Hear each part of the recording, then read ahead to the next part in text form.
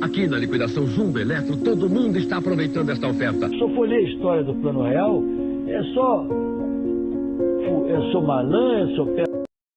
Dinheiro, uma das coisas mais úteis e importantes da nossa sociedade, onde cada país tem o seu próprio nome e como ele funciona no mundo. Por exemplo, temos o dólar, o euro e o real, onde nós utilizamos aqui no Brasil. Mas nem sempre foi assim. Alguns anos atrás havia vários nomes, mas neste vídeo eu e meus colegas iremos falar o que foi o Plano Real.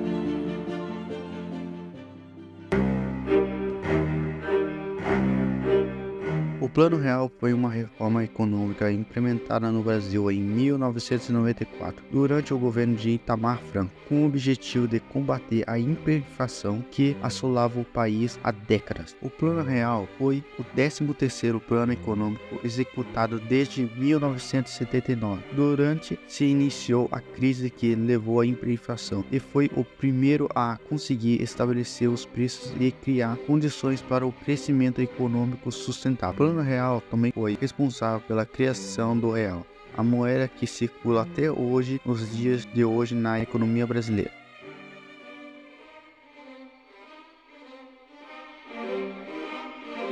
O contexto histórico do Plano Real foi marcado por uma série de fatores internos e externos que afetaram a economia brasileira. Desde a era Vargas, o Brasil adotou um modelo de desenvolvimento baseado na industrialização, na substituição de importações e no endividamento externo. Esse modelo entrou em crise nos anos de 1970, com o choque do petróleo, que elevou os custos de produção e reduziu as fontes de financiamento externo. Nos anos de 1980, o Brasil enfrentou a crise da dívida externa, que limitou o acesso ao crédito internacional e provocou uma recessão econômica. Nesse período, conhecido como década perdida, o país tentou diversos planos econômicos para conter a inflação, mas todos fracassaram por não atacarem as causas estruturais do problema. Alguns desses planos foram o Plano Cruzado, o Plano Bresser, o Plano Verão e o Plano Collor.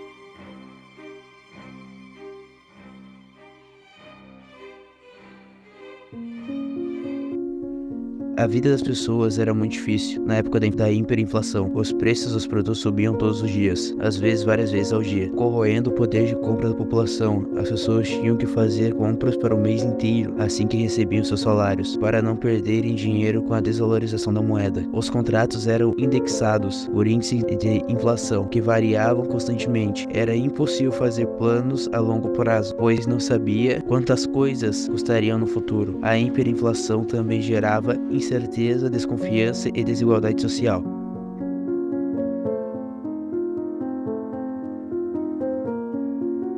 O Plano Real mudou a economia do Brasil, ao controlar a inflação e restaurar a confiança dos agentes econômicos. O plano foi elaborado por uma equipe liderada pelo então ministro da Fazenda, Fernando Henrique Cardoso, e consistiu em 3 etapas. O Programa de Ação Imediata visava reduzir os gastos públicos e aumentar a arrecadação. O Programa de Estabilização Monetária, que criou uma moeda virtual chamada Unidade Real de Valor, que serviu como referência para os preços e contratos. E o Programa de Conversão Monetária, que lançou o real como nova moeda nacional, equivalente a uma URV. O Plano Real teve sucesso em reduzir drasticamente a inflação, que passou de 916% em 1993 para 22% em 1995. O plano também permitiu a retomada do crescimento econômico, foi de 5,9% em 1994 e 4,2% em 1995.